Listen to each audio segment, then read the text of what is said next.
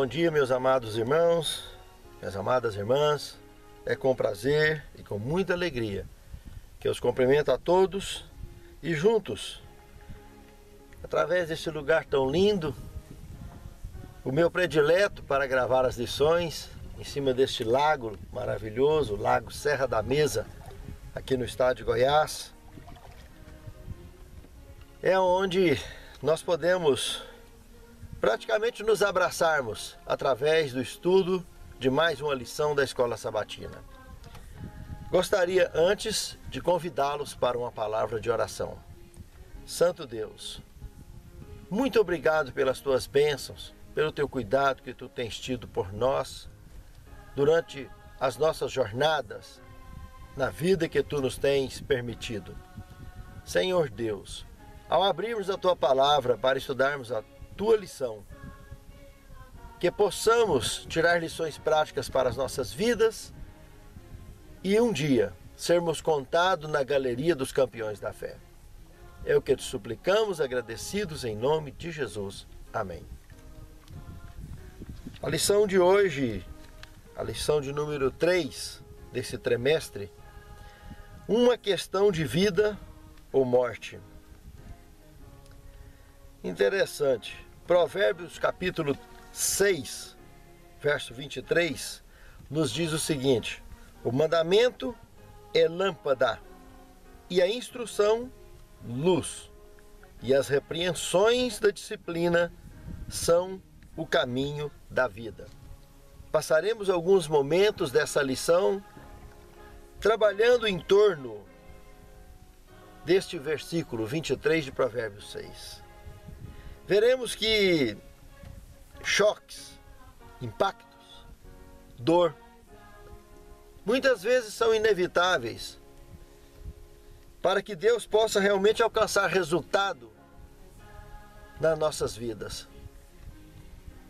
Muitas vezes nós mesmos plantamos situações que nos levam a passar por esses choques, por esses grandes impactos, porque de outra forma Deus não teria como nos salvar.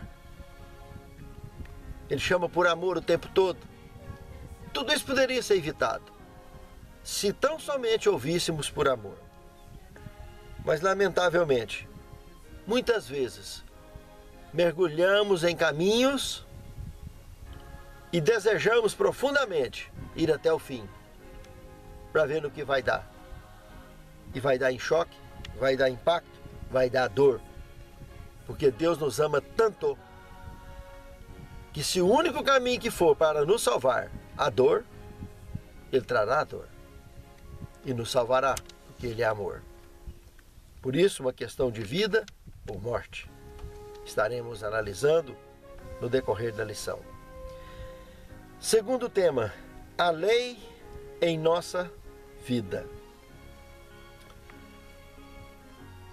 Se observarmos Provérbios, capítulo 7, verso 3, dá bem para fazer um paralelo com Romanos 7, 7. Tanto Provérbios 7, 3 quanto Romanos 7, 7 trabalham a mesma linha de raciocínio voltada para a lei de Deus, mostrando que um aponta o outro. Ou seja, só conhecemos o pecado porque a lei mostra o que é pecado. Como 1 João 3, 4, pecado é a transgressão da lei de Deus. Agora, já quando olhamos para Provérbios, capítulo 6, o verso, não somente o verso 21, mas o verso 20, primeiramente, nós podemos ver que pai e mãe faz parte do mandamento de Deus, honrar pai e mãe. E o contexto aqui abordado diz para que nós devemos atar no coração e pendurar no pescoço o mandamento, porque faz parte dos 10, honrar pai e mãe. Pai e mãe, quando fala de instruções, mandamento de pai e mãe, Provérbios 6, 20 e 21, filho meu, guarda o mandamento de teu pai, e não abandones a instrução de tua mãe. Ata-os perpetuamente ao teu coração e pendura-os ao teu pescoço. Olha que coisa mais interessante. Mandamento de pai e mãe. Ir para o pescoço. E tá ele atado perpetuamente no coração. Todo mundo, muitas vezes, faz escolhas erradas para casar e vai dizer: ah, foi praga da minha mãe, ah, foi praga do meu pai. Mas não é isso aqui que a palavra de Deus está dizendo. São conselhos tão sagrados de pai e mãe que a gente nunca mais esquece. Quando a cabeçada vai lá na frente, é como uma rebeldia do sofrimento passado por escolhas erradas. Você quer dizer que pai ou mãe jogou praga? Não tem nada a ver. É fruto da escolha errada, da cabeçada. Mas se por outro lado, atar no coração aquilo, não esquecer, andar com aquele conselho sagrado, pronto, pendurado no pescoço, como se fosse um colar, daqueles que usavam na antiguidade os colares, como se observasse as coisas mais preciosas que eles tinham na antiguidade, as joias, ficavam no colar, ficavam no pescoço, ficavam nos dedos. Por isso que o sábio aqui orienta a que esses conselhos, essas joias sejam expostas para que todo mundo veja no nosso testemunho, na nossa conduta, de forma inesquecível. Terceiro tema, luz e vida. Se observarmos Provérbios capítulo 6, verso 23, que é o texto da abertura desta semana, veremos que o mandamento é uma lâmpada, como lá está mencionado, e a instrução é uma luz. Veja que o mandamento diz simplesmente em fazer e não fazer. Instrução são orientações, são motivações para fazer ou jamais deixar de fazer. Veja que se um é lâmpada, o outro é luz, um depende do outro. Precisamos dos dois. Sem lâmpada a luz não projeta, e sem luz a lâmpada não serve para nada. Por isso é necessário observar o mandamento e jamais esquecer da instrução. Provérbios capítulo 7, verso 2 também fala algo muito interessante. Observe os meus mandamentos e vive, e guarda a minha lei como a menina dos teus olhos. É claro, Jesus não disse: eu sou o caminho, a verdade e a vida. Como ignorá-lo? Ele disse: se me amardes, guardareis os meus mandamentos. Então, se ele é o caminho, a verdade e a vida, e provar que o ama é estar guardando, por expressão de amor e gratidão, a salvação que ele nos deu, como deixar de guardar? Proteger igual a menina dos olhos. Eu diria que é o ponto do corpo, é o órgão do corpo que a gente mais protege, são os olhos. Qualquer coisa que vier na direção dos olhos, todo mundo está batendo a mão para proteger. Assim deveríamos proteger a lei de Deus, os mandamentos. A lei não salva,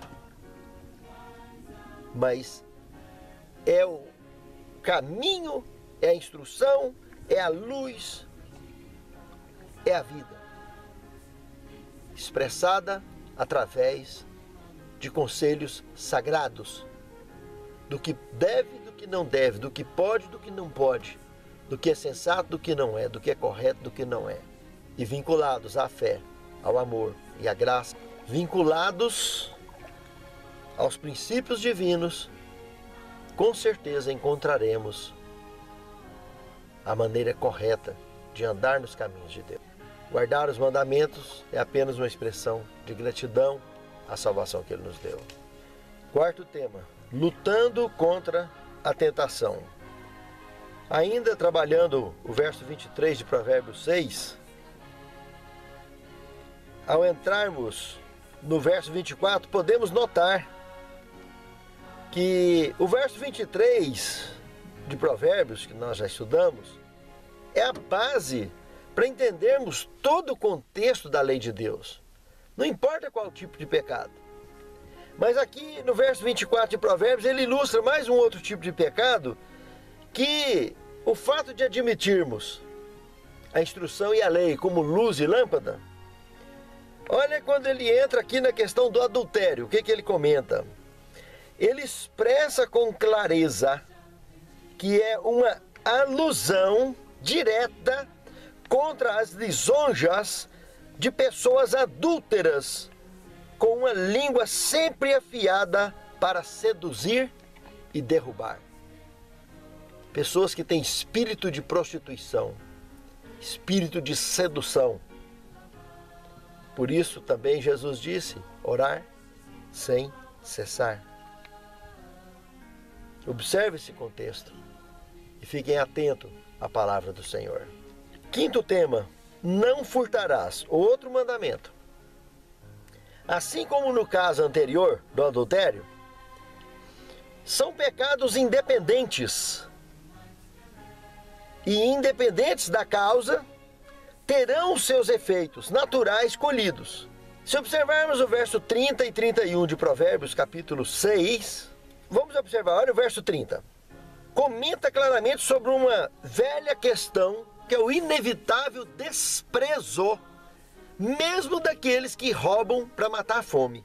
Veja que, ainda que seja assim, o verso 31 comenta de uma solução que, se praticada hoje nos nossos dias, com certeza ajudaria a minimizar ou até evitar esse tipo de furto, ou qualquer outro tipo de furto.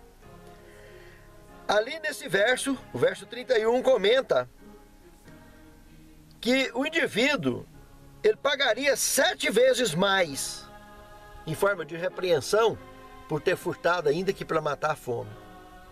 E dependendo do tipo de furto que ele praticou, o restante do verso 31 comenta que ele perderia todos os bens de sua casa. Mas já pensou se hoje fosse praticar isso? Seja no mundo político, seja no mundo religioso, seja no mundo social, tanto de miséria que seria colhido por causa de roubo e de gente que estava muito rico. Interessante que o ser humano, os direitos humanos são muito bonitos, não tem dúvida, é importante, mas existem meios que às vezes nos tendenciamos a exercitar modalidades sociais antibíblicas, porque as bíblicas ainda funcionam muito bem. Se observarmos, por exemplo, Romanos capítulo 13, verso 3 e 4, não precisa de fazer um profundo estudo bíblico, como foi o caso de uma lição antiga que estudamos. Se você entrar no YouTube e digitar a palavra, dentro do meu canal, digitar a palavra Lex Talionis, você vai encontrar uma lição antiga que trabalha com a pena de morte na Bíblia. Isso é bíblico. Se você ler Romanos 13, 3 e 4, é uma prova de pena de morte incontestável. Porque os magistrados não são motivo de temor para os que fazem o bem, mas para os que fazem o mal. Queres tu, pois, não temer a autoridade? Faze o bem, e terás louvor dela, porquanto ela é ministra de Deus para o teu bem. Mas se fizeres o mal, teme, pois, não traz debalde a espada, porque é ministro de Deus e vingador em ira contra aquele que pratica o mal. Claro que não está falando de qualquer tipo de crime. Com certeza, se formos aprofundar no contexto, em qualquer época, só se trata de crimes hediondos. Crimes que não tem conserto, que não tem volta. Meus amados, não fui eu quem escrevi a Bíblia. Está aí escrito. A pena de morte é bíblica para crimes hediondos. As cadeias ficam lotadas à torta e à direita, a população pagando, mantendo pessoas que não têm conserto, tirando lugar nas cadeias para quem tem conserto, com hospitais de câncer, que muitas vezes mandam os doentes morrer em casa, os hospitais que internam pessoas em estados terminais com câncer. Eu mesmo já fui chamado num hospital desse para carregar alguém para morrer em casa. Porque essas pessoas estão ali e já não tem mais recurso, não tem mais jeito, vão morrer em questão de dias e fica tomando lugar de pessoas que têm condição de ser curada ainda. Assim, presos de crimes hediondos, de crimes horríveis, ficam ocupando espaço de pessoas que têm recuperação. E isso sem falar do aproveitamento até dos órgãos dessas pessoas, de crimes hediondos, para salvar outras vidas, de pessoas que ficam em filas intermináveis. Para alguma coisa poderia aproveitar. E esse indivíduo teria tempo, durante o período que estiver no corredor da morte, de refletir a respeito de seus atos, buscar o arrependimento, buscar a salvação em Cristo Jesus. Sua salvação é eterna, porque a daqui já foi, por suas próprias escolhas. Não fui eu que escrevi a Bíblia, isso é coisa antiga. Até os ladrões da cruz, lembra? Ele não merece, nós merecemos, ele não merece. Presta atenção, não estou aqui criando nenhuma apologia a nenhuma forma de revolução religiosa, nenhuma forma. Não estou aqui buscando criar confusão, só reflexão do que está escrito.